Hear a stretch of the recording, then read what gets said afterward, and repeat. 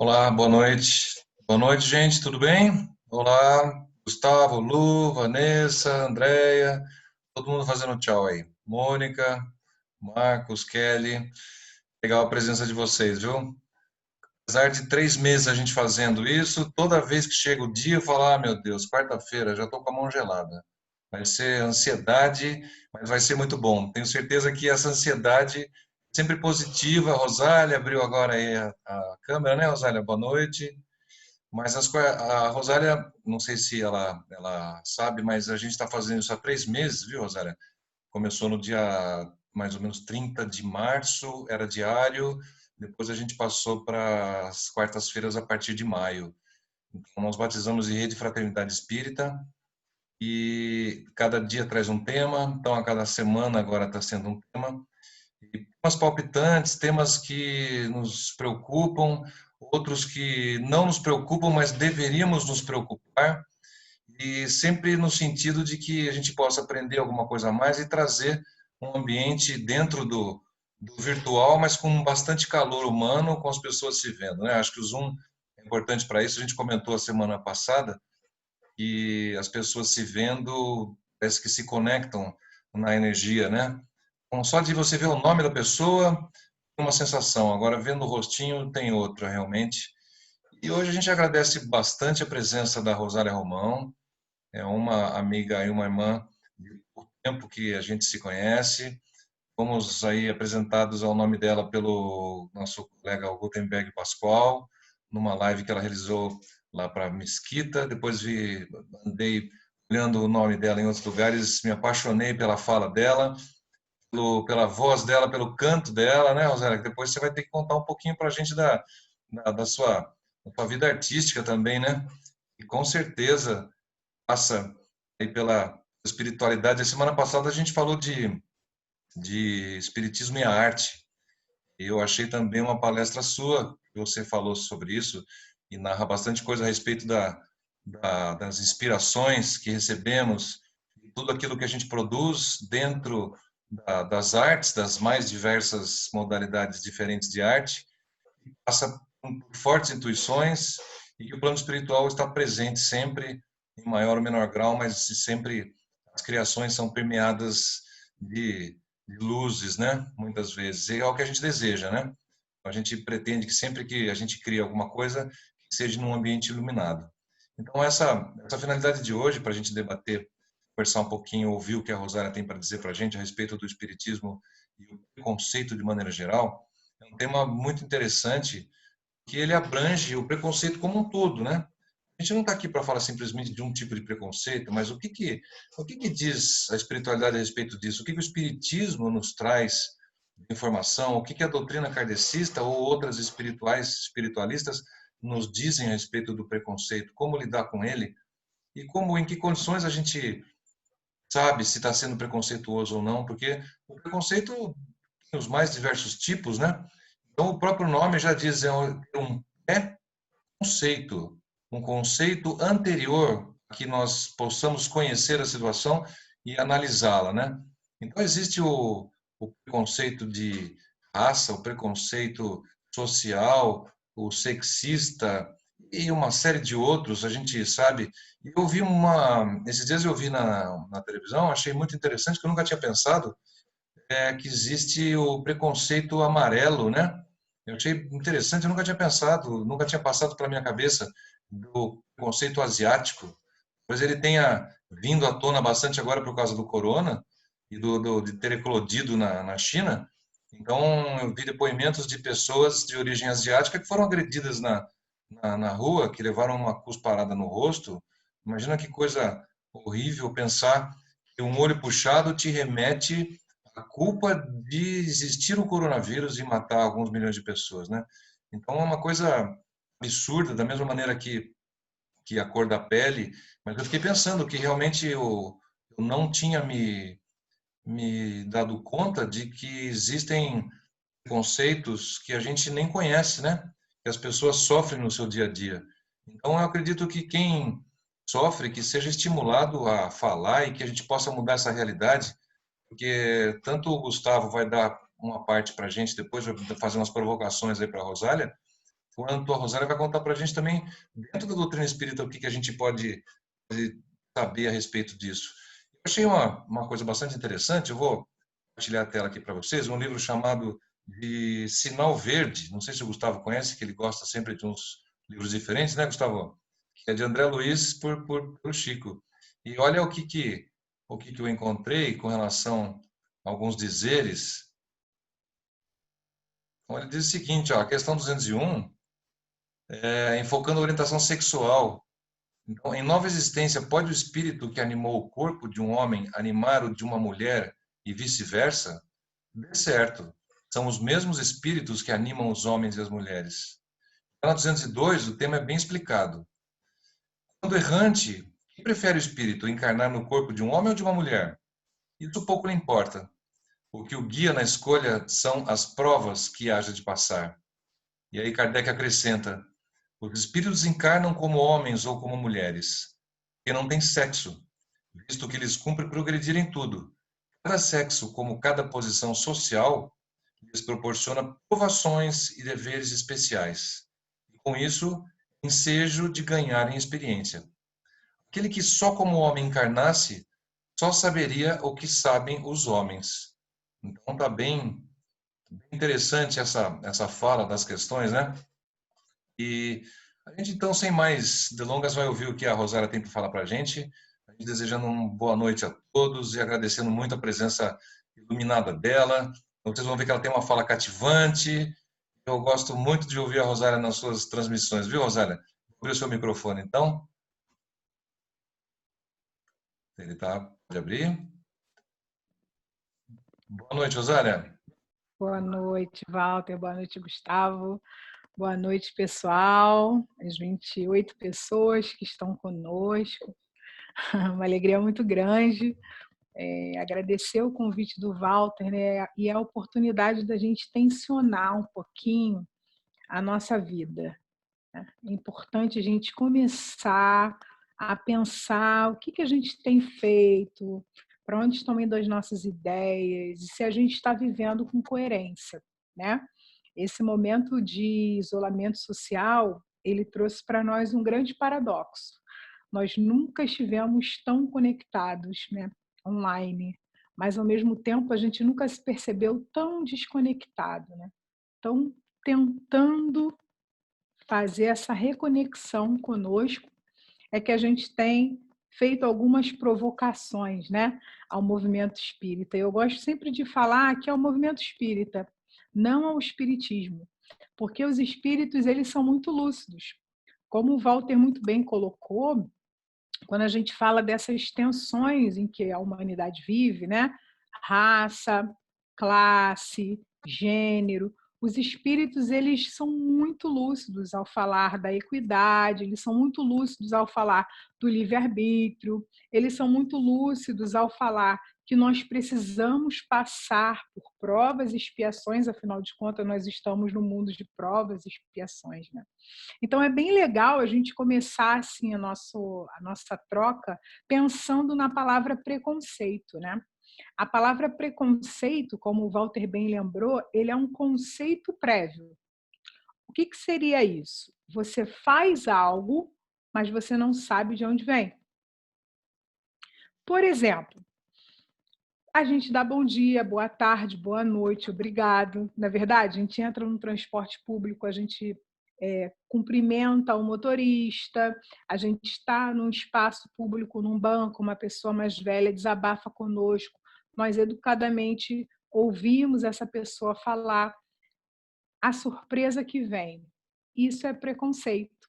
Alguém nos ensinou a ser educados e nós não sabemos quem foi. Olha só, é um conceito prévio. Repara. Só que a gente começou a transformar esse preconceito em algo negativo, quando a gente não pergunta de onde é que vem isso. Então, quando a gente fala preconceito, preconceito ele pode ser uma coisa boa ou uma coisa ruim. É um conceito prévio, é algo que ensinaram para nós, mas a gente não sabe quem foi e a gente reproduz esse algo. Então, tanto é um preconceito, um bom dia que o mais velho me ensinou e que eu reproduzo, sem pensar por que eu estou reproduzindo, quando eu chamar o cabelo de uma colega de duro, quanto eu falar que o amigo está desmunhecando demais, quanto eu falar que todo homem trai, que toda loira é burra, que toda mulher dirige mal. Vocês com certeza já ouviram muitas dessas frases, não é? Que são frases que acabam nos estigmatizando, ou seja, nos colocando numa posição de que nós temos a razão absoluta e os outros não. Então, o espírita, ele pode ter preconceito nesse processo que eu estou falando para vocês. Vocês podem reparar que o preconceito é algo cultural, porque é algo que é passado e que a gente não reflete. Então, todos nós temos preconceitos? Sim, porque nós fomos educados culturalmente, socialmente. Mas nós precisamos refletir sobre isso que nos foi passado, sobre essa educação que muitas vezes nos foi imposta e que, de algumas maneiras, em alguns aspectos, ela é tão negativa. É fácil a gente desmembrar o preconceito nesse ângulo que eu estou mostrando para vocês? Sim, porque a gente percebe, qualquer coisa que a gente faz, a gente fala assim, ué, mas quem me ensinou isso? Aí a gente vai começar a refletir sobre quem nos ensinou, a gente vai começar a racionalizar naquele comportamento e a gente vai conseguir transformar. Porque o preconceito, pessoal, ele está no campo das ideias. E quando está no campo das ideias, a gente vai conseguir desmembrar. Agora, quando o preconceito ele passa para a intolerância, aí fica mais complicado. O que seria intolerância? Se a gente pega a etimologia, né, da palavra intolerância.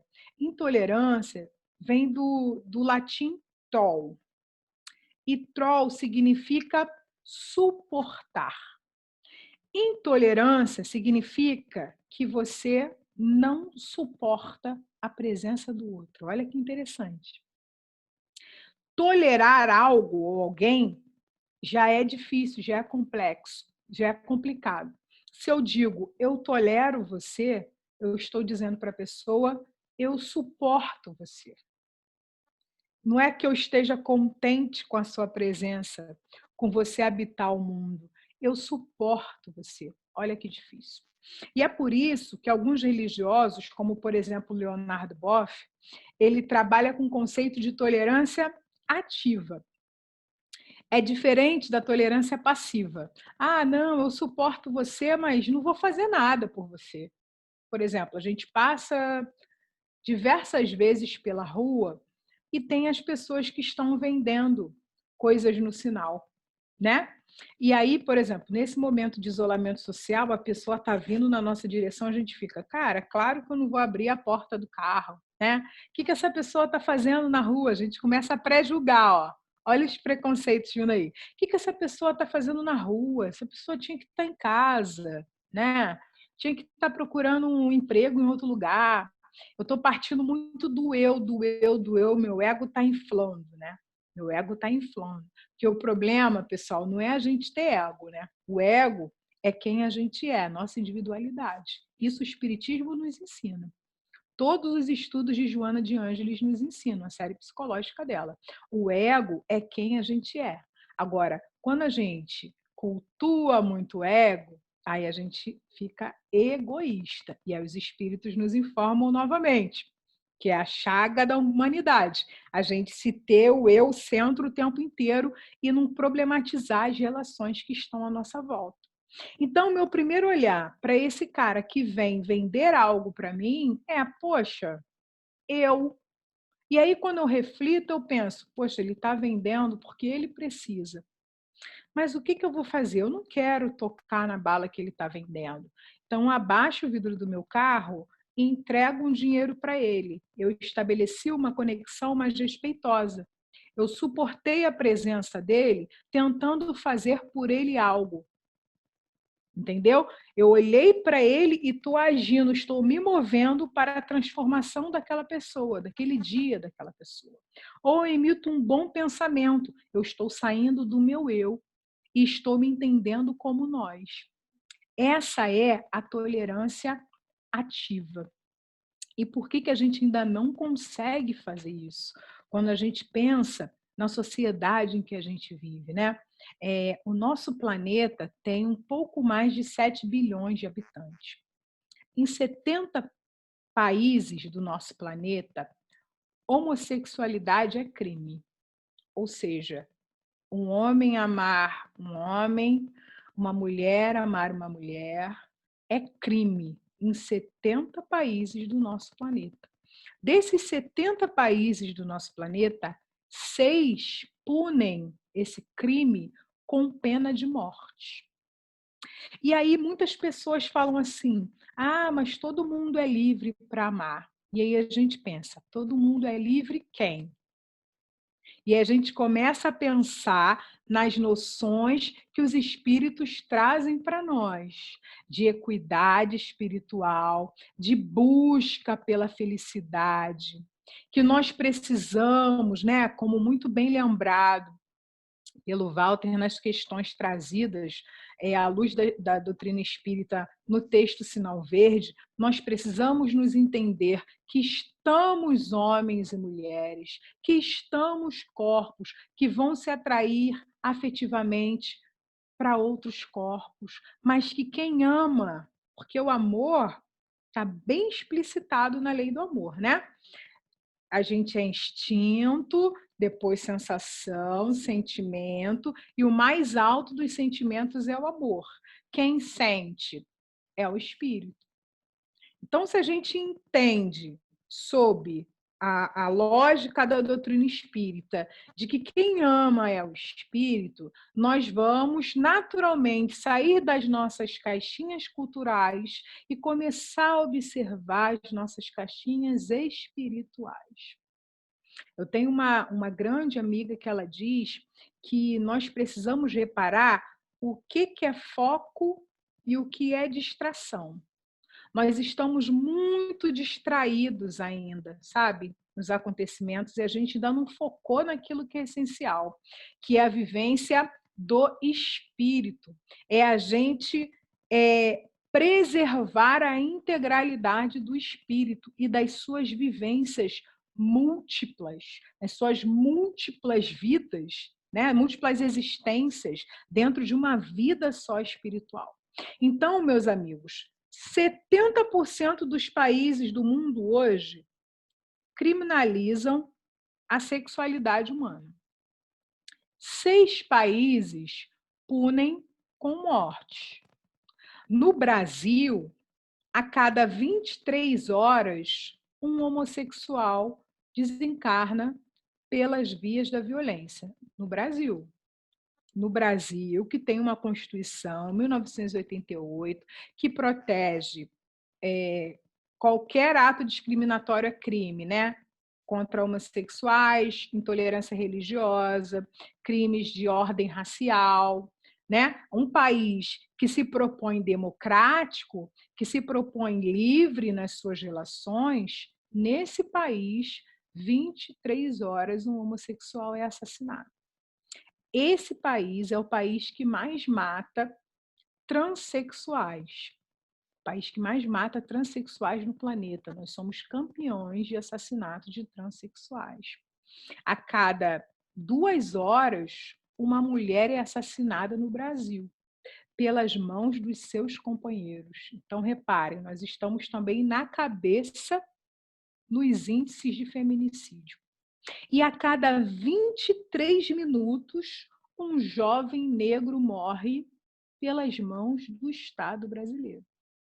E aí a gente olha ao nosso redor e pensa: caramba, a nossa Constituição diz que todos nós somos livres, somos iguais em direito, mas aí a gente olha ao redor com mais cuidado e vê que algumas partes da nossa população não têm esses direitos garantidos.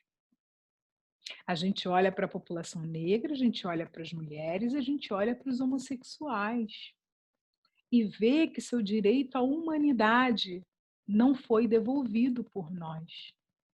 Talvez não, eu posso afirmar aqui carinhosamente, mas eu posso afirmar com certeza que todos nós já tivemos esse momento, né? De desconforto com alguma situação, de olhar para alguém e fazer uma piadinha, de naturalizar alguma piadinha. Mas a gente também precisa entender, meus amigos, que para uma piada ser boa, para ser divertido, todas as partes precisam rir. Se só nós rimos, é porque a outra parte não está satisfeita, né? Ela precisa ser olhada com mais cuidado e com mais carinho. Então, se eu penso nessa questão estrutural brasileira que nega que corpos iguais possam se amar, que batem pais e filhos, como aconteceu em São Paulo recentemente, um pai estava abraçando seu filho e eles apanharam, e a justificativa era porque dois homens não podem se abraçar, porque eles são gays. Repara. E aí a gente olha para aquela situação e o que, que a gente faz, né? Muitos de nós, na condição, o Guto me mandou um áudio do Walter, ele falando, nossa, eu nunca parei para pensar, né? Na posição de privilégio. Olha que maravilhoso. Quando você realmente percebe que você pode fazer algo, que você pode transformar, né? Esse encontro que a gente está tendo agora, olha que encontro transformador. Muitos de nós vivem angústias íntimas muito grandes, porque a sociedade não nos permite ser. E qual o nosso papel enquanto espíritas? Né? Sobretudo enquanto espíritas. O nosso papel é resguardar o direito do outro ser como ele é. Isso faz parte de uma ética espírita, de uma ética cristã, né? Dentro da nossa moral evangélica. Hoje, antes de conversar com vocês, eu estava dando uma aula e aí eu pedi para os meus alunos conversarem, né, entre eles e trazerem pessoas que falassem sobre ética, o que era ética. E aí eles trouxeram, né, três pensadores que estão bombando aí na internet, o Clóvis Barros, o Mário Cortella e o Leandro Carnal. E aí o Mário Cortella, muito engraçado, contou que ética é quando você consegue juntar o que eu posso, o que eu devo e o que eu quero. Aí você vive uma vida ética, porque nem tudo que a gente pode a gente deve, nem tudo que a gente deve a gente quer, e nem tudo que a gente quer a gente pode, não é verdade? Mas quando a gente olha para alguma coisa e a gente consegue manter esse equilíbrio, a gente está vivendo uma vida ética, segundo Mário Cortella. O Clóvis Barros, ele diz que a ética ela é mais no sentido teórico. Eu posso dizer que aqui no Brasil eu não posso matar ninguém. Eu posso dizer que eu, enquanto judaico-cristã, uma civilização judaico-cristã, eu não posso me matar. Isso é uma questão ética. Agora, o que eu achei bem interessante que eles trouxeram foi a fala do Leandro Carnal. Ele diz que a ética ela é histórica. Olha que interessante. Historicamente, a mulher ela é subjugada. Nós estudamos isso o tempo inteiro. Gente, quando as primeiras mulheres brancas vieram para o Brasil, na condição de degredadas, ou seja, eram presas em Portugal, ou viviam em internatos ou em orfanatos, já tinham idade para sair do orfanato, elas vinham para o Brasil para casar com os homens brancos. Então, esses homens brancos tinham o direito de fazer com elas o que eles quisessem. Olha só. Então, uma mulher, quando a gente lê os livros do século XVII, é muito, nossa, assustador. O que uma mulher tinha que fazer para ela ser uma boa esposa? Vamos lá, meninas, vejam se vocês são boas esposas. Tinha que saber tocar piano, tinha que saber costurar, tinha que saber limpar os sapatos do marido e só podia falar com o marido quando ele permitisse. Nós tínhamos um padre brasileiro no século XVII que ele dizia: uma mulher só pode sair sozinha de casa 2 vezes na vida, quando ela casa e quando ela morre. Essa era a situação da mulher branca no Brasil colonial. E se a gente pensar na situação da mulher negra, coisificada? Muitas vezes a gente ouve conversas de casal e a menina fala para o menino assim: eu não sou tuas negras. Essa expressão, ela nos remete ao Brasil colonial, à época em que o homem branco católico só podia se relacionar sexualmente com a sua mulher para ter filhos. Então, quando ele tinha desejo sexual, aonde ele ia procurar, né, suprir esse desejo sexual? Na senzala. A mulher negra, ela não tinha o direito de ser amada. E isso respinga, pessoal, até hoje, quando a gente fala da solidão da mulher negra. Quando a gente fala na imensa maioria, 65% das famílias brasileiras são comandadas por mulheres, mães solo, sobretudo as mães solo negras, que são abandonadas pelos seus maridos, abandonadas pela sociedade. Olha como a história ela vai nos dando a chance o tempo todo da gente transformar, mas nos corpos que a gente vai ao longo das nossas existências habitando, a gente pouco tem feito. Então, gostei muito do despertar do Walter, porque hoje ele, enquanto um homem branco heterossexual, pode olhar para a história e falar: eu posso transformar essa história. Na posição privilegiada em que eu me encontro, eu posso promover debates, eu posso exercitar a minha escuta, eu posso entender que existem pessoas que ainda estão conquistando o seu direito de existir, ainda têm negado o seu direito de amar, ainda têm negado o seu direito de pertencer. Nós estamos vivendo, por exemplo, um debate que está no campo mercadológico, não apenas no campo sexual, está no campo das ideias, está no campo cultural, que é essa campanha da Natura, né, dessa empresa brasileira, com um homem transexual exercendo a sua paternidade. Nós temos visto muitas críticas ao exercício da paternidade trans, mas a gente nunca viu muitas críticas, por exemplo, do abandono dos pais, né? Como eu acabei de falar para vocês, 60% das famílias comandadas por mulheres, aonde estão os pais? Então, se a gente reflete sobre a sexualidade, se a gente problematiza a sexualidade, a gente consegue transformar a humanidade. Transforma mesmo a humanidade. E isso, gente, os espíritos falam para nós o tempo inteiro. O tempo inteiro, quando eles dizem para nós que a gente precisa transformar essa tolerância. Quando eles dizem para nós, na questão 132, que nós temos um objetivo individual e um objetivo coletivo. E esse objetivo individual é da gente crescer, e esse objetivo coletivo é da gente ajudar todo ser humano a crescer.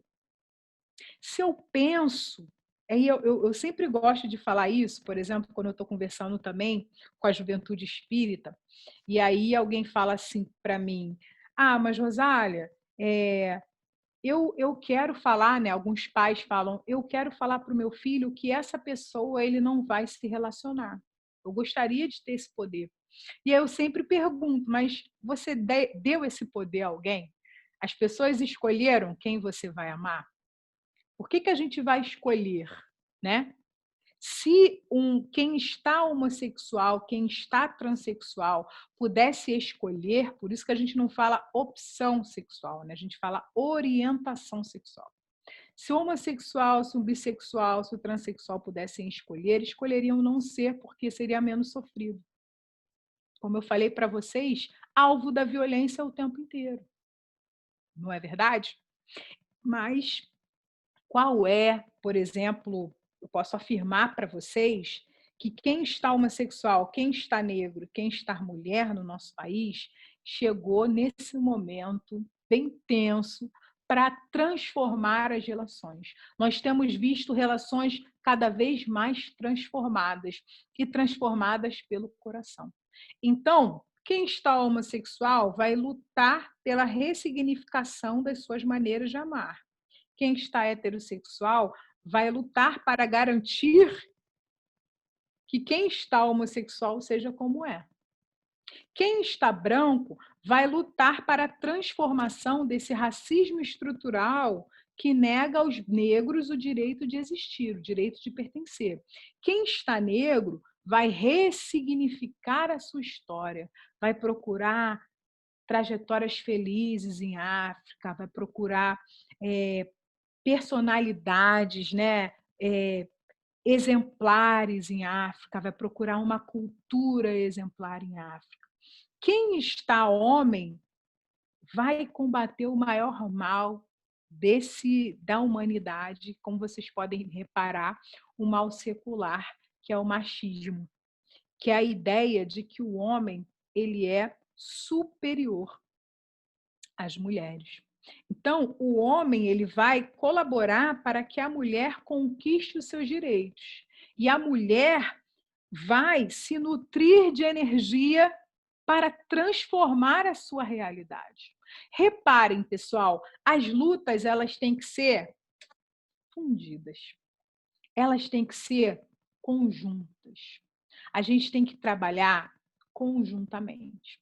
O espiritismo, meus amigos, no Brasil, por que ele dá certo no Brasil? Né? É bem interessante a gente falar isso. Em primeiro lugar, porque nós temos uma tradição indígena e uma tradição africana, que é uma tradição de contato com a espiritualidade. Então, aqui nesse país, nesse território, nós temos já uma tradição histórica de contato com a espiritualidade. Também dá certo no Brasil, podemos dizer assim, pela presença de figuras amorosas, como Bezerra de Menezes, como Chico Xavier.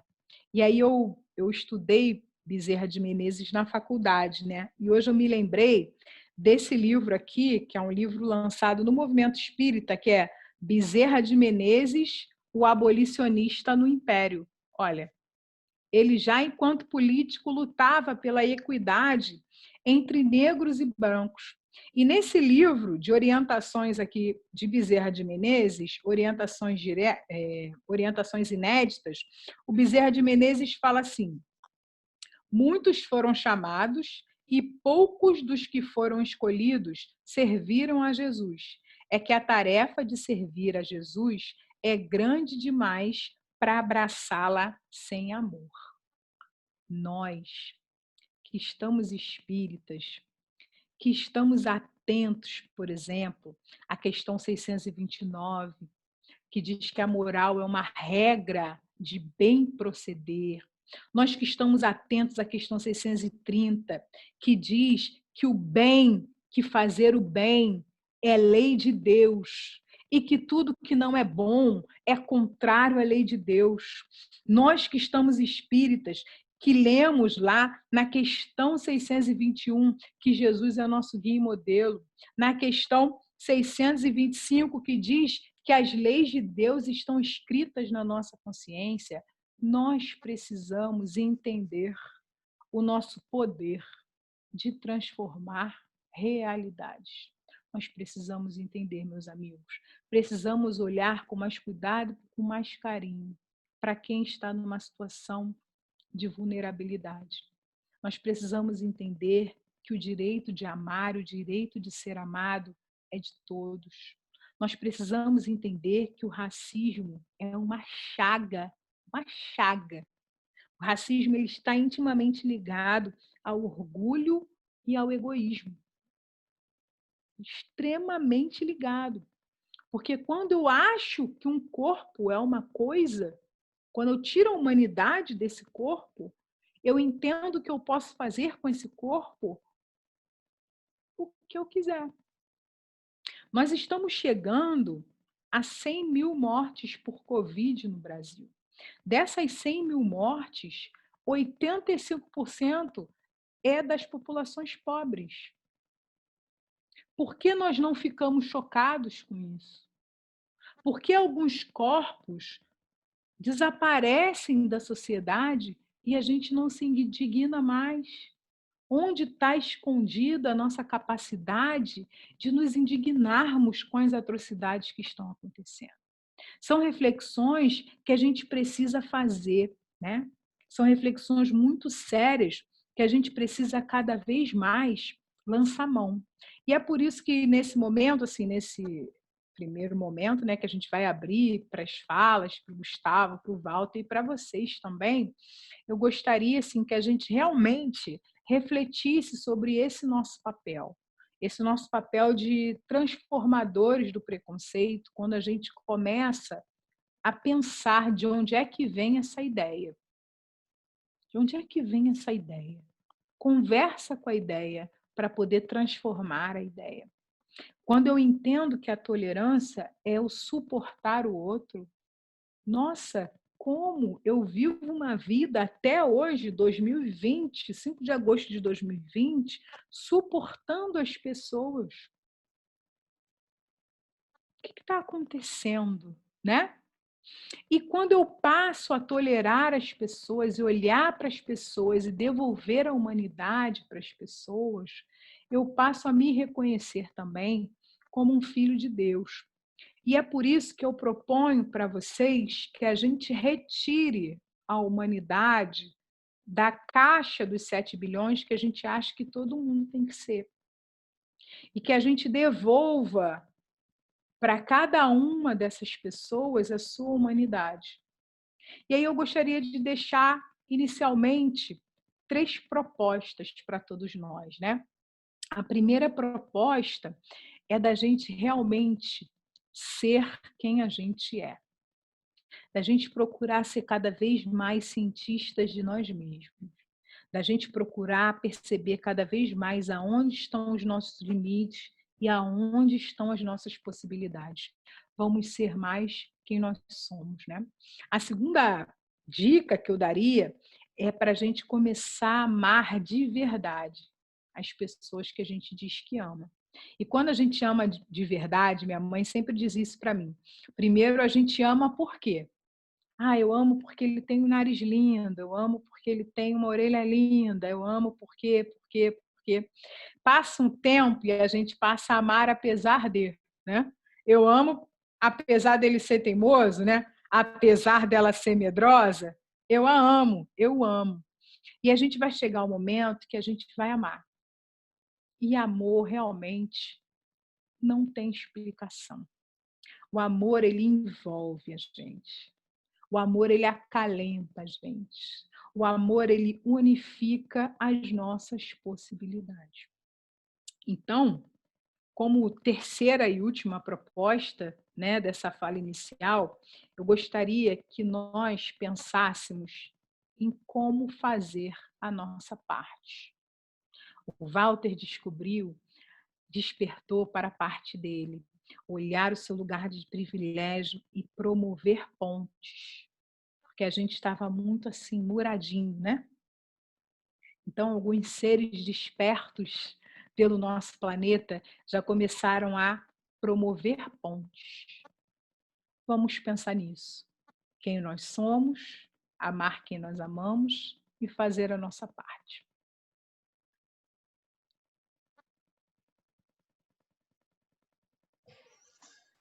Ótimo, ótimo, ótima fala. Rosário, a gente precisa realmente pensar bastante em tudo isso, que é um assunto bastante profundo, que toca o sentimento de cada um, o comportamento de cada um e as nossas formações iniciais, né? A gente percebe pela sua fala que existem os conceitos pré-estabelecidos dentro de cada um, que são muito difíceis de serem trabalhados. Só que antes de serem trabalhados, eles precisam ser conhecidos, né?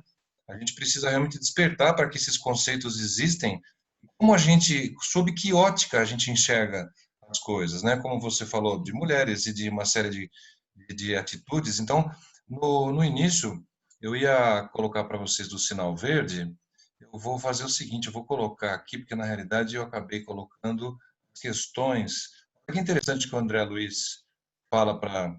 Em 72 foi publicado o sinal verde, olha o que ele fala em relação nesse item 29, temas importunos. Olha que objetividade, né? Quais são os temas importunos segundo essa obra, André Luiz?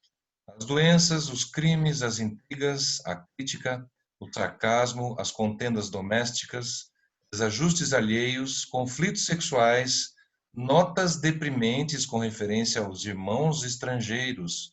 Aí considera até você quando falou com relação à escravatura, o racismo, preconceitos sociais, divergências políticas, e assim continua atritos religiosos, autoelogio, carestia da vida, males pessoais, lamentações, fidelidade conjugal, pornografia e olha o último, comentários desprimorosos quanto à casa dos outros, né?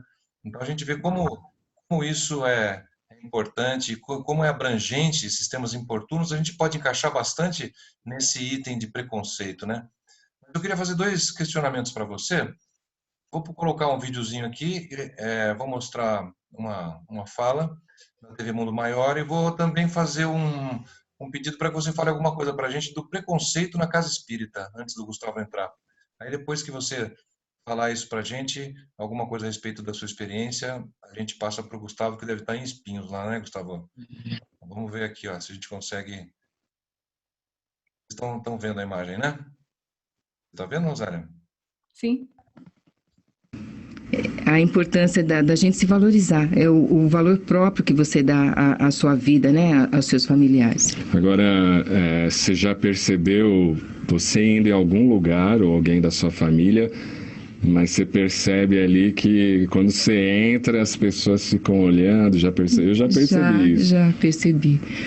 Mas é aquilo, Cláudio, é como eu vejo assim, não é se querer colocar panos quentes em tudo, mas tem tantas outras coisas também que são colocadas que dá causa sofrimento a um outro ser humano, como opção sexual, as outras coisas que são tristes também, que você vê ali o próprio desafio, né, da pessoa passando, e ela passa por preconceitos ali também tão graves. Então, eu vejo hoje que os negros estamos melhores, em situações melhores do que antes. Que nós podemos nos colocar de uma forma mais completa e principalmente acreditando na força que cada um de nós tem. Então, por isso, o preconceito quando passa, a gente olha, sente, sim, mas a gente não pode fazer com que isso crie um mal maior. Te leve aí para a questão de raiva. Exatamente. Um tanto que você tem filhos, você tem netos, então você quer que eles sobrevivam. Você não vai estar aqui nesse planeta para sempre. Então você tem que mostrar para eles uma força que eles possam estar buscando através do amor e sim dos estudos, se colocar diante de uma vida tão boa quanto a nossa, né? O ano passado. Então, essa é a fala dessa nossa amiga na TV Mundo Maior. Gostaria que você comentasse um pouquinho a respeito da fala dela e se as coisas estão melhores realmente, como elas estão evoluindo na história, uma vez que você tem formação em história, né, uma historiadora, professora de história também, e um pouquinho do preconceito na casa espírita, para que depois a gente passe para a questão do Gustavo, então. Bom, é uma questão bem complexa, né? Porque ela até cita, enfim, as pessoas, a orientação sexual. E aí eu faço uma pergunta para vocês, né? Quantos homossexuais vocês conhecem à frente do trabalho assumidos, né? Quantas mulheres são dirigentes de casas espíritas? Quantos negros atuam na diretoria das casas de vocês, nos espaços mediúnicos, né? Aonde estão as mulheres, né? Os homossexuais parecem que ainda estão dentro dos armários nas casas espíritas. Então, a gente precisa observar com muita cautela. O Emmanuel, o André Luiz, né, no Sinal Verde, ele é muito assertivo, como vocês puderam reparar. E é como eu falei anteriormente, a gente precisa observar o que é foco e o que é distração. Eu, enquanto espírita, qual é o meu foco? O meu foco é o meu amadurecimento espiritual. Eu costumo perguntar para os jovens, nas conversas que eu tenho com as juventudes por aí, duas perguntas, né, que eu gosto sempre de relembrar. A primeira é: enquanto espírita, você acredita na reencarnação? Todo mundo levanta a mão. Aí a segunda pergunta: você vive como quem acredita em reencarnação? E aí as mãos abaixam, pouquíssimas mãos levantam. Porque se nós, de fato, vivêssemos como quem acredita que a vida não tem fim, né? Como é um ensinamento, por exemplo, que a gente tem dos povos indígenas, existe uma mensagem da Cota que diz: nós não herdamos a terra dos nossos pais, nós pegamos a terra emprestada dos nossos filhos. O que eles querem dizer? A gente precisa entregar o mundo para as próximas gerações sem rastro, um mundo sustentável, um mundo de amor. Mas a gente só vai entregar esse mundo para as próximas gerações se a gente fizer essas transformações agora. Então, um olhar mais clínico, um olhar menos adestrado, Walter e pessoal, vai fazer com que a gente perceba que há ainda muitos muros a serem derrubados na casa espírita. E esses mundos passam sim pela questão da sexualidade, passam sim pela orientação sexual e passam sim pela questão racial. A mediunidade da população negra brasileira está muito ligada à mediunidade das religiões afro-brasileiras. Olha que interessante, né? A gente tem poucos médiuns que saíram do espaço das suas casas e que chegaram a nível de Brasil nessa construção da mediunidade. Por exemplo, no Rio de Janeiro, nós temos o José Raul Teixeira, né? Que é um orador impressionante, é um escritor impressionante, é um médium impressionante, e talvez as pessoas não quisessem problematizar. Por que ele não ganha, de repente, um destaque que outros oradores espíritas ganharam?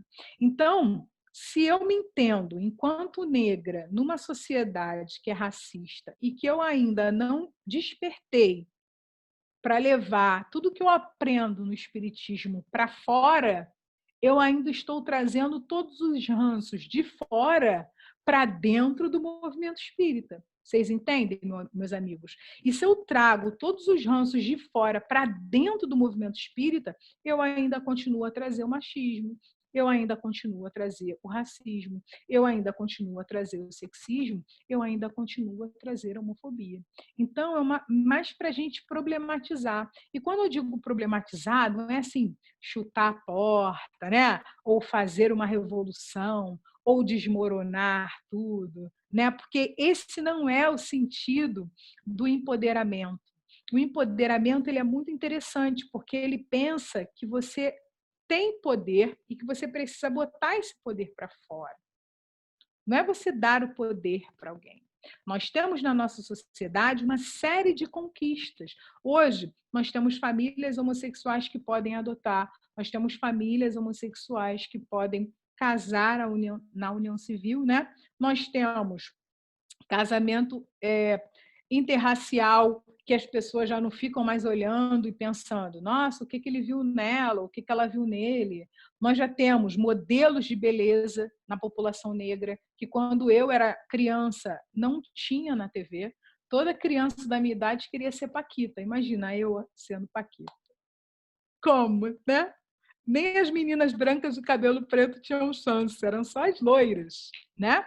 E aí você começa a olhar para a sociedade e você vê que muitas coisas realmente já romperam, Walter. Muitas conquistas já foram, né? A gente tem mulher piloto, tem mulher engenheira, teve mulher que chegou na presidência. E aí, quando a gente olha o movimento espírita, a gente ainda não teve, por exemplo, mulher presidindo a FEB. A gente tem o primeiro presidente negro presidindo a FEB agora. Olha só que interessante, né? E as questões de sexualidade, elas não são postas, elas não são ditas. A gente tem alguns escritores começando a romper, começando a construir pontes, como Andrei Moreira, que fala que a sexualidade ela deve ser vista pela ótica do espírito imortal. A gente deve ver a transexualidade pela ótica do espírito imortal. Eles estão chegando à nossa casa espírita, estão chegando reivindicando o seu direito de ser. E o que nós estamos fazendo? Né? Por isso que essas conversas são importantes, porque a gente problematiza uma temática social e a gente começa a reparar, opa, onde estão os negros na casa espírita? Né? Aonde estão as mulheres na casa espírita? Será que na sua casa espírita não tem essa problemática? Tudo é um mar de rosas, todas as pessoas vivem harmoniosamente bem? Seria ótimo se todas as pessoas vivessem harmoniosamente bem. Mas nós estamos falando de uma casa espírita que é um reflexo de uma sociedade, porque a gente ainda não conseguiu levar tudo que a gente aprende na casa espírita para fora. E aí fica o convite, a gente realmente problematizar as nossas realidades dentro da casa espírita, com muito carinho, com muito respeito, mas levando e tornando esses corpos cada vez mais visíveis. Ótimo. Ô, Rosâlia, agora a gente vai te apresentar o Gustavo. Acho que você não conhece ele ainda. Não O conheço. Gustavo, ele é um advogado, mas é um historiador também. E ele pode até falar um pouquinho da tese dele, né, do trabalho de final de curso, né, Gustavo? A palavra é sua, então, com todo prazer. Obrigado pela participação. Boa noite a todos. Eu quero agradecer ao Walter a oportunidade de estar participando junto com a Rosália nesse debate, nessas reflexões, e estou me enriquecendo muito. E, Rosália, eu assisti alguns vídeos seus que você realizou em outras lives, então eu já sabia que eu ia ter o grande prazer de estar com você e desfrutando de toda essa sua energia, essa vibração, esse conhecimento que tem por maturidade, por seriedade, provocar em nós um questionamento muito íntimo da nossa parte, do nosso compromisso como espírita diante das problemáticas atuais, porque muitas vezes o próprio espírita se esconde no seu reduto e foge aos embates que a sociedade coloca, que muitas vezes o espírita, argumentando que não quer polemizar, que não quer arengas, ele se furta muitas vezes em ser o verdadeiro soldado do Cristo, para que consigamos, né, de uma forma mais ativa, nos modificar e promover mudanças. Isso que é importante também. Porque se a doutrina é o Consolador prometido por Jesus, os espíritas, eles suportam o compromisso de serem os portadores do consolo, né? De levar a mensagem através do seu exemplo, da sua palavra. E por isso que é muito importante estar sempre estudando e se preparando para agir, e não para ficar dentro dos centros espíritas, dialogando e discutindo essa problemática só entre espírita. Então, muitas vezes são palestras que nós argumentamos, mas com o público espírita. E a gente percebe a dificuldade quando nós temos que falar e ir discutir aos não espíritas também. E aí a gente se omite, porque lá nós encontraremos resistência, oposição, contradição às nossas opiniões, e nós temos que contra-argumentar, sustentar as opiniões, e muitas vezes saímos da nossa margem de conforto. Por isso que, muitas vezes, o orador se sente confortável em falar para os pares, tão somente. E é interessante, eu acho que você é uma pessoa que deve ter tido muita experiência de poder argumentar e discutir a temática, o preconceito e o racismo, sem fugir do espiritualismo, da espiritualidade, dentro do meio não espírita, com vários outros pensadores intelectuais, inclusive, pessoas que estudam, que defendem teses diferentes.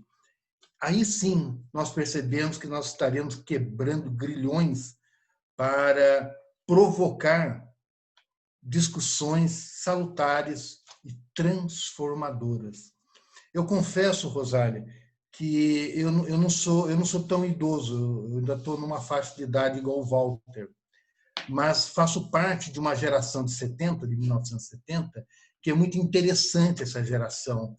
É uma geração que era polarizada entre os engajados aos problemas sociais e os alienados aos problemas sociais. Era muito interessante. Mas o que eu percebo é que nós somos ainda um resquício, a minha geração, um resquício que suportou uma carga muito grande da sociedade que iniciou o século XX, pós a abolição da escravatura no Brasil. Então, nós observamos que nós entramos no século XX já com poucos anos da Lei Áurea. E já foi uma confusão, o transcorrer do século XX, onde nós tivemos a Primeira Guerra Mundial, nós tivemos a Segunda Guerra Mundial, o problema do comunismo, que foi uma coisa de perseguição também. As pessoas ignoravam as ideologias comunistas e partiam para a agressão, perseguição. Era uma confusão. E o mundo se polarizando em esquerda, direita, Oriente, Ocidente, e vários momentos, né? O Brasil vivendo nessa polarização, as perseguições. O meu avô conta que na Segunda Guerra o preconceito em cima dos asiáticos, dos japoneses, dos italianos, os judeus, depois os alemães, era uma confusão generalizada. E nós percebemos que essa mentalidade que nós sofremos, essa carga imensa, essa mentalidade não se mudou, não se transformou do dia para a noite. Nós ainda suportamos na sociedade uma mentalidade ainda conservadora, racista, bélica, preconceituosa, muito forte, mas muitas vezes dissimulada, escondida, deturpada aos olhos de quem apresenta. E isso nos dá medo, por causa dessa mentalidade. Então, na minha geração, nós não mais agredíamos o negro, mas nós, ao contrário, suportávamos a ideia de ter uma boa empregada doméstica, um bom caseiro, e que nós falávamos que gostava tanto dele como se fosse da família, dividindo com ele ainda como se fossem aqueles senhorios que eram bonzinhos para com os escravos. Então, nós percebemos a grande dificuldade que nós temos. O que eu passo a dizer é que, de uma forma acelerada, após a Constituição de 88, passou a se discutir no Brasil, através das leis, e também do momento histórico do planeta, onde o apartheid na África do Sul, pós as lutas de Gandhi também, que sacudiram toda uma opressão, onde a Inglaterra tinha toda uma aristocracia de opressão sobre o mundo, nós percebemos que após a Constituição de 88, a legislação permitiu um desenvolvimento maior. Só que o desenvolvimento legal, positivo das leis, provocaram realmente maiores reflexões. Mas as mentalidades do homem, até o momento, continuam ainda muito enraizadas nesse seu passado de levar sempre vantagem nos seus interesses pessoais. Em razão disso, percebe-se que os espíritos, quando desencarnam, eles partem para a espiritualidade, levando consigo todas essas deficiências morais, de sentimento e de comportamento. No livro, isso é o que eu vou te provocar agora, Rosália, no livro Lázaro Redivivo, Humberto de Campos inicia uma fala com a seguinte pergunta: supõe você que a abolição terminou em 13 de maio de 88? Você supõe que a abolição terminou realmente em 13 de maio? Daí o Humberto de Campos responde: a grande resolução da princesa admirável atingiu os escravos físicos, continuando-se aqui o serviço de libertação dos cativos espirituais. Ou seja, nós estamos tratando de assuntos que no plano espiritual, muitas vezes encontram-se enraizados situações muito mais complicadas do que na Terra, que são dissimuladas. Nós, espíritos, que nos encontramos como espíritas, muitas vezes a doutrina e a sociedade nos molda comportamentos para que nós consigamos obedecer à ética e os padrões. Mas, enquanto espíritos, ao retornar à espiritualidade, voltamos a empunhar a chibata, a guerra, a opressão, a exploração, e isso é o que nos assusta. Então, eu estou colocando aqui um reflexo na Terra, mas tentando ouvir de você agora o seu posicionamento e experiência quanto ao problema, a hora trazido, a temática, a hora discutida, no plano espiritual. Tá bom? Muito bom. Uma verdadeira aula, né? Obrigada, Gustavo. Prazer em te conhecer, uma alegria. Olha, é muito interessante quando a gente pensa mesmo, né, sob a ótica do espírito, sob a ótica da imortalidade, dos inúmeros corpos que a gente já habitou, das inúmeras culturas que a gente já fez parte, dos inúmeros conhecimentos que a gente pôde ter acesso. E a gente podia, com toda essa inteligência, com toda essa vivência, nesse momento em que a tecnologia está maravilhosa, promovendo maravilhas, imagina se a gente realmente despertasse a nossa consciência para a liberdade plena, a transformação que seria realizada. Você citou o Gandhi. Durante muito tempo, o próprio Gandhi foi acusado de racismo. O próprio Gandhi foi acusado de privilegiar um grupo em detrimento do outro. Gandhi tem cartas, Gandhi contemporâneo a Hitler, também acusado de racista, também promotor de ideias supremacistas. Eles trocavam cartas, se comunicavam, essas cartas estão disponíveis na internet. E Gandhi tenta chegar a Hitler para convencer Hitler a não começar uma guerra, porque Gandhi já tinha passado pelo processo do despertar. Porque o Gandhi já tinha passado pelo entendimento de que ele só vai ser livre quando todo ser humano for livre. Olha que coisa maravilhosa. Olha que ação fantástica de um espírito desperto. Essas cartas, elas nunca, infelizmente, chegaram a Hitler, né? Elas foram interceptadas pelos soldados de Hitler. E a gente fica pensando como a história seria diferente se essas cartas tivessem chegado a Hitler. E a gente pensa no movimento energético provocado por Hitler, e se o Hitler tivesse transformado esse movimento, tivesse utilizado a sua inteligência por um outro sentido da humanidade. A gente tem perdido muito tempo, meus amigos, muito tempo ainda vivendo regimes de escravidão. Escravidões emocionais, escravidão de pensamento. Porque escravo, a condição de escravo, é todo aquele que não é livre. Sob o ponto de vista espiritual, os espíritos estão esperando o nosso despertar. Tem uma frase da Joana de Ângeles que ela fica estampada na frente da minha casa espírita, que diz: Jesus espera, avancemos. A época de Jesus, quantos grupos de perseguição? Porque a gente não pode afirmar quando que o racismo surgiu, por exemplo. A ideia de que uma raça é superior à outra, a gente não tem o registro histórico.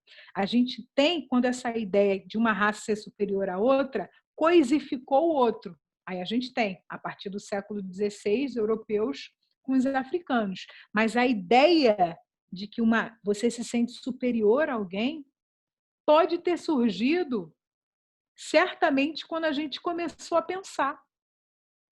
E aí eu começo a pensar, eu olho para a minha sociedade coletiva, todo mundo trabalha muito bem, e de repente eu me acho no direito de sobrepor a minha vontade ao outro. E aí eu escravizo esse outro.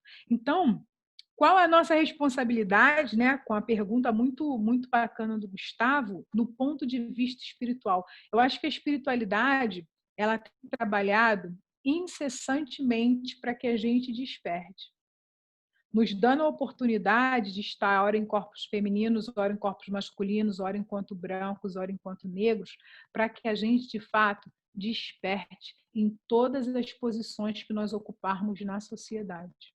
O que nós precisamos nesse momento, século XXI, é olharmos mais para o lado, olhar para todas as pessoas, para todas as sociedades, para todas as culturas, como um cabedal de conhecimentos. Quando a gente olha para os povos indígenas, meus amigos, por exemplo, na tribo Camaiurá, de onde faz parte o Cacaverá, que é um importante intelectual indígena da atualidade, ele diz que na tribo dele, todo mundo começa a reunião falando assim: por todas as nossas relações. Olha que maravilhoso. Por todas as nossas relações. Relações entre irmãos e natureza, relações entre irmãos e potência. Todos sentam em roda, todos se olham e todos são figuras importantes na manutenção de conhecimento. Nas sociedades africanas, por exemplo, vamos analisar a nigeriana, de onde faz parte um importante escritor chamado Rampateba. Ele diz que na África, cada ancião que morre é uma biblioteca que se fecha. Ou seja, olhar para os mais velhos como aqueles que possuem conhecimento, né? Conhecimento travestido de experiências, conhecimento que significa sabedoria. Essa era a diferença, por exemplo, meus amigos, do Hitler para o Gandhi.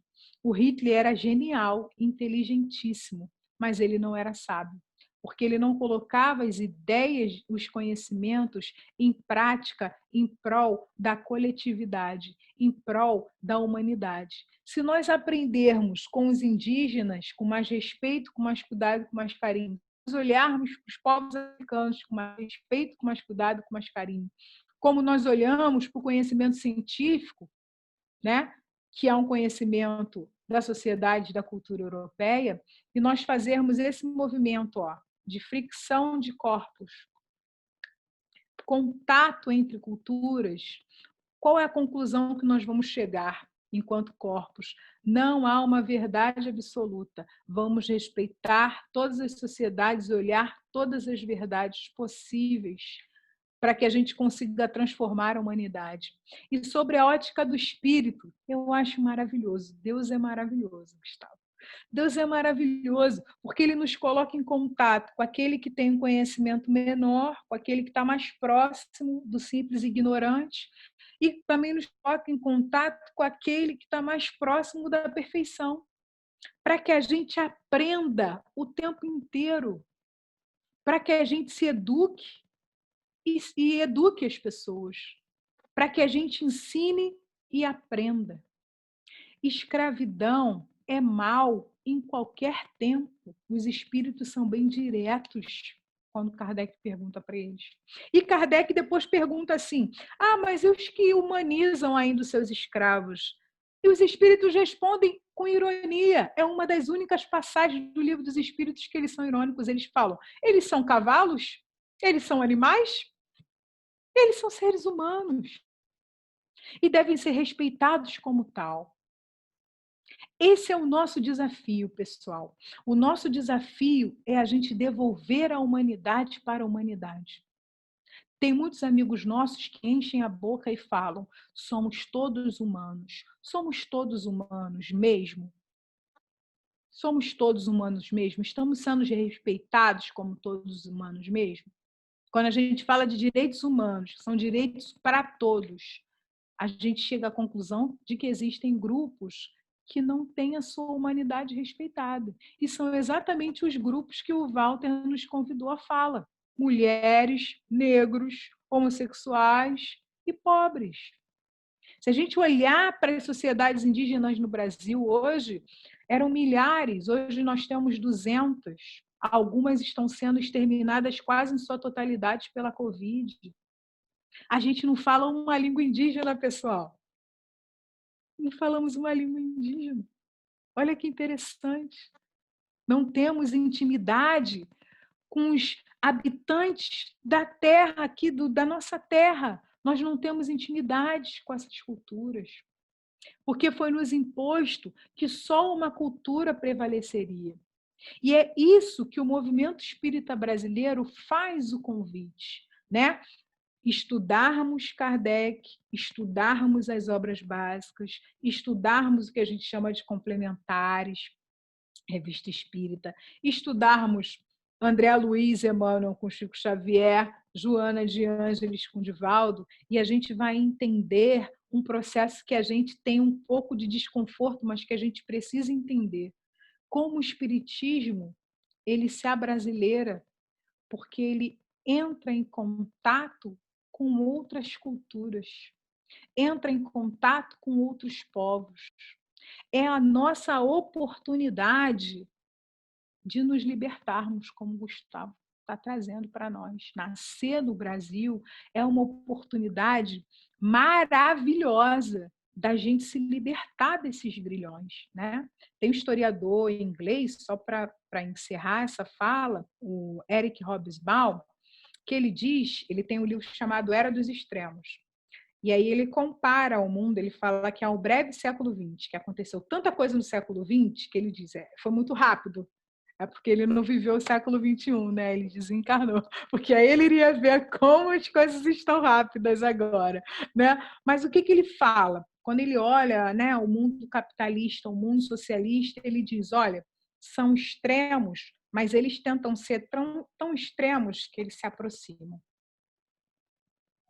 Você é tão extremista que você acaba se encontrando no extremo. A gente tem que procurar fazer isso, ó. Procurar cada vez mais encontrar o equilíbrio nas nossas relações.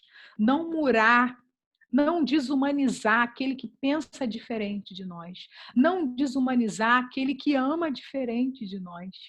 Não desumanizar aquele que está em um corpo e uma cor diferente da nossa. Então, fica o convite para que a gente observe e humanize cada vez mais as pessoas que passam por nós, né? O mundo espiritual espera o nosso avanço.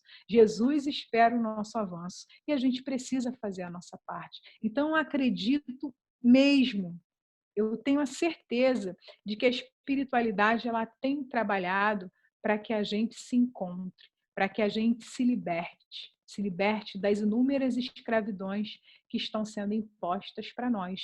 Nós estamos reencarnando, estamos problematizando, estamos conversando e em breve, muito em breve, estaremos nos amando. Rosália, é isso. Eu acho que a espiritualidade ela está rondando, ela está aqui passando no coração de todo mundo, nas mentes. Eu tenho certeza absoluta que muitos estão tocados, como eu aqui, com a sua fala, não só com a sua fala, mas com as suas ideias, com a proposta do Gustavo, a proposta do tema, uma proposta fascinante que nos traz um grande desafio. Sem dúvida, aquilo que você falou no início, que isso se torne uma ponte para que as pessoas ouçam e possam interiorizar essas ideias e que não fiquem na teoria, que sejam dentro da sua prática diária, porque se a gente não externaliza isso e não passa a adotar esses conceitos, a gente não muda nada, né? Ou muda muito lentamente. Então, as mudanças têm que ser feitas pouco a pouco, mas elas têm que acontecer. O século XX realmente é um século evolucionário, mas eu não sei se é porque a gente está vivendo dentro do 21, então a gente acha que o 21 é mais rápido e mais agitado ainda, né?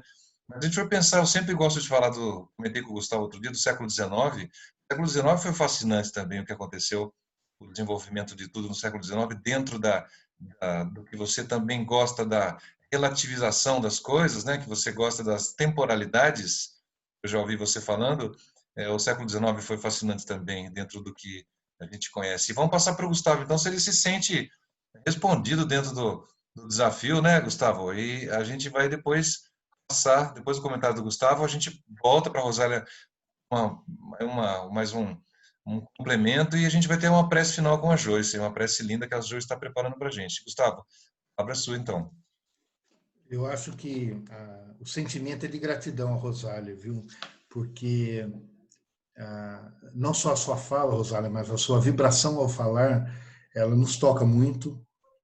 e nos torna mais conscientes das nossas responsabilidades. Nos assusta demais o nosso conformismo com as situações atuais que a sociedade passa, onde a gente vai se acostumando com os erros e com o mal que a sociedade pratica.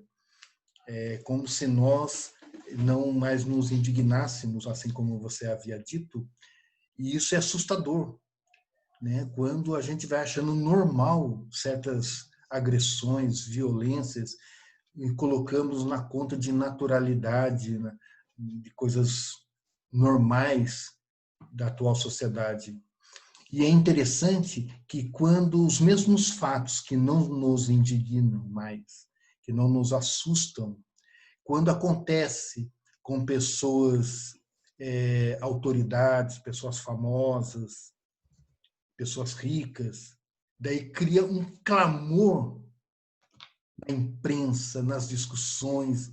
Então, eu sempre costumava imaginar um fato que aconteceu no Rio de Janeiro, quando uma criança, numa comunidade de tenra idade, ela caiu de um sobrado na comunidade e foi atirada pelos pais. E isso saiu numa manchete na época, que eu li, não sei quantos anos aconteceu isso. Foi na época que aquele repórter foi queimado junto com os pneus, você lembra disso? Esqueci o nome dele, ele foi queimado na comunidade dentro dos pneus. Mas essa criança foi atirada da janela e veio a falecer. Foi uma reportagem que se perdeu. Logo depois, num bairro chique de São Paulo, uma criança foi jogada também de um edifício de classe alta e veio a falecer.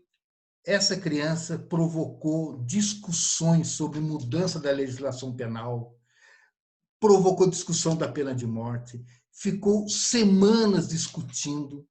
A população brasileira sabia a biografia dos pais, dos avós, da criança. O mesmo fato ocorreu no Rio de Janeiro, só que era uma situação de comunidade e uma criança pobre que também foi atirada pela janela. Só que o que eu percebo, quando acontece com a classe média alta, a população que se equipara, ela sente que como se tivesse violado o lado dela. Opa, agora está entre meus pares. Agora tornou factível que aconteça comigo ou minha família. Enquanto está acontecendo com as minorias marginalizadas, é algo que não toca, passa de en passant e não provoca as emoções verdadeiras no ser humano. Eu acho interessante esse paradoxo, né, do comportamento humano. E só para complementar, Rosália, eu entreguei meu TCC ao concluir o curso de História, e a minha tese foi sobre os escravos que possuíam escravos, né? A escravidão dentro da escravatura. E eu achava interessante, porque se a gente analisar, o próprio escravo, que era oprimido, ele tinha o sentimento de opressão para com o seu semelhante, também negro. Então, a cultura do ser humano é levar vantagens e não se libertar em sentimento para trabalhar coletivamente. Mas, sim, hoje, se eu estou em desvantagem, eu brigo para mudar o status quo. No momento que eu passo a levar alguma vantagem, aquela situação que eu vivia não me toca mais, porque eu estou alheio a ela. Mas se eu puder levar vantagens, eu esqueço as opressões sofridas, porque eu me torno um opressor da mesma forma. E é interessante esse comportamento humano que foi analisado, que traz raízes na própria África, onde a escravidão na África já era secular muito antes dos portugueses chegarem. E a gente percebe hoje, né?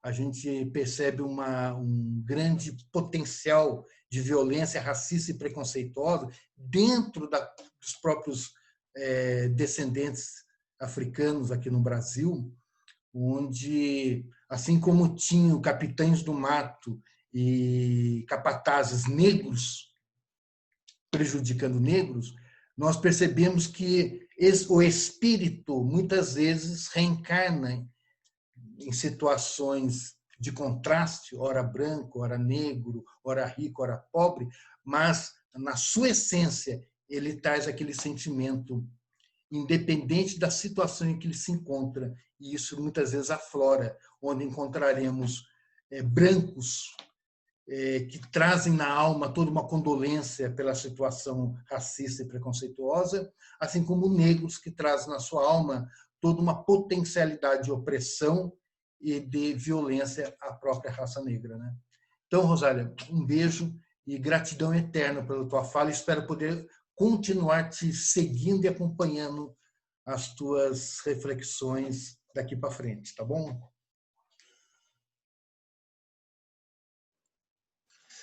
Gustavo, obrigado pela complementação, muito boa as suas palavras, muito bem colocado essa situação do escravo que tinha direito legal a ter o seu escravo, né? É muito interessante essa colocação sua do seu trabalho. Agora, Rosalva, a gente está precisando terminar. Então, eu vou fazer uma pergunta que fizeram aqui no nosso chat.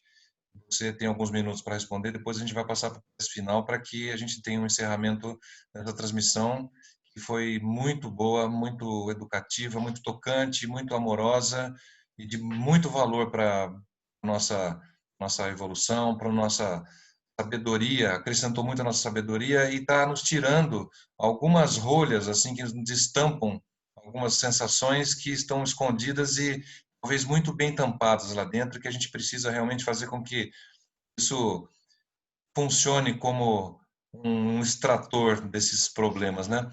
A pergunta é o seguinte, rapidamente, se você puder responder, o que você acha dessa onda conservadora que está acontecendo no Brasil, do ponto de vista espiritual e histórico? Você tem alguma opinião a respeito disso? É uma coisa temporária? É uma coisa que está nos levando a uma coisa prejudicial? Ou qual a sua sensação sobre isso que está acontecendo no momento no Brasil? Olha, eu acho que nunca a certeza da reencarnação foi tão nítida como agora, né? É como se a gente tem visto, não só politicamente, mas, por exemplo, nas atitudes violentas, resquícios de barbárie. A impressão que dá é que muitos espíritos que estavam ali adormecidos estão tendo sua oportunidade, né, de passar por essa transição planetária, de se melhorar nessa transição planetária.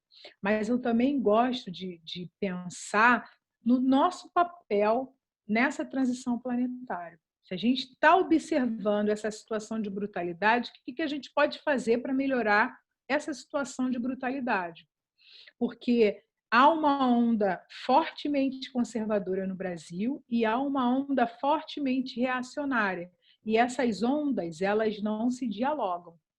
E a gente está ali no meio das ondas como gotinha no mar, fazendo essa metáfora mesmo. E se a gente sair do mar, a gente deixa de fazer parte daquele todo. Então, a gente precisa observar que esses extremos, eles sempre houveram, historicamente, mas que a gente precisa fazer a nossa parte. Então, existem uma série de livros, uma série de documentários, por exemplo, tem um que eu acho ótimo, do Papo de Homem, Como Conversar com Quem Pensa Diferente de Você, porque a gente não tem estabelecido essas pontes com as pessoas que a gente acha que pensam diferente de nós, a gente não tem entrado nessas cabeças, a gente não tem dialogado com esses corações, e todos os resultados são esses que nós conversamos no nosso debate de hoje.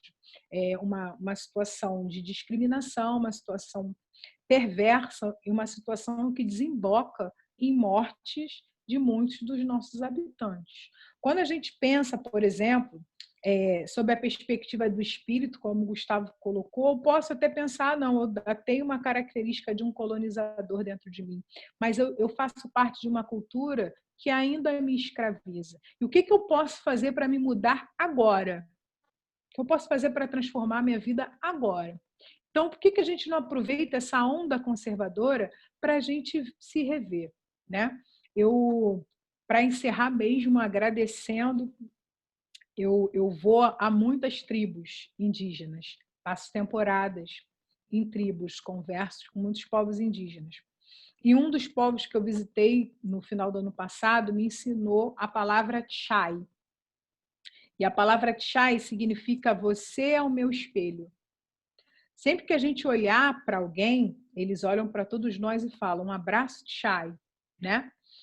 Depois que eu aprendi isso, a todos os meus amigos, a todas as pessoas que pensam diferente de mim, eu tento dar uma respirada e olhar para aquela pessoa e pensar: você é o meu espelho. Tudo que eu estou te atacando, eu tenho dentro de mim. E é por isso que eu reconheço em você. E se isso me incomoda, eu preciso transformar dentro de mim.